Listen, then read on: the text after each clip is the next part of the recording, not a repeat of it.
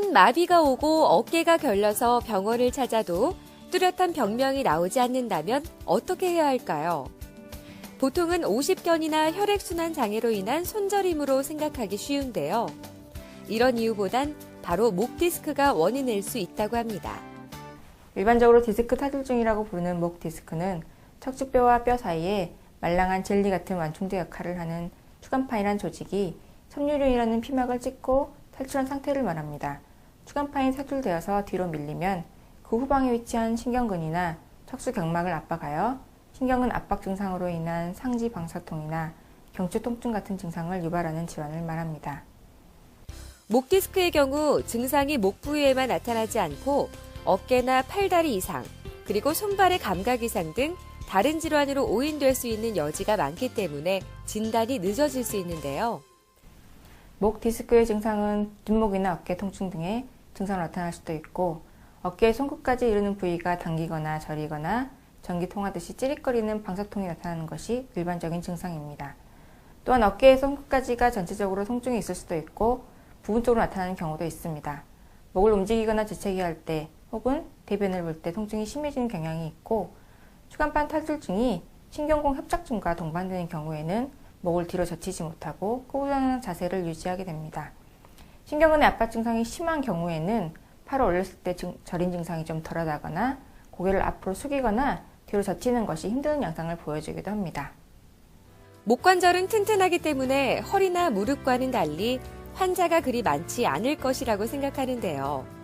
하지만 이런 소홀한 태도가 지속되면서 생활 속 부상으로 인한 경추 디스크 환자는 점점 증가하고 있는 추세라고 합니다.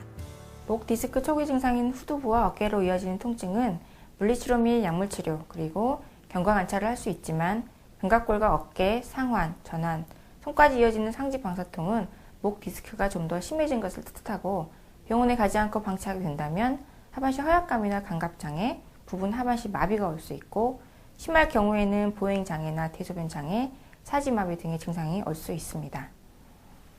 목 디스크는 일찍 발견할수록 치료가 비교적 간단하고 치료법도 다양합니다. 증상이 심하지 않은 경우 약물 치료와 물리 치료를 병행해 치료하게 되는데요. 실제로 수술을 하는 경우는 그렇게 많지는 않다고 합니다. 목 디스크 증상의 정도에 따라 치료 방법이 달라지는데요. 증상이 가벼운 경우에는 약물 치료와 신경 치료 등의 비수술적 방법으로도 치료 가능합니다. 하지만 증상이 심한 경우에는 수술 등의 전문적인 치료가 필요하게 됩니다. 최근에는 합병증이 적고 수술을 대체할 수 있는 비수술적인 치료법으로 수액감압술이 각광을 받고 있습니다.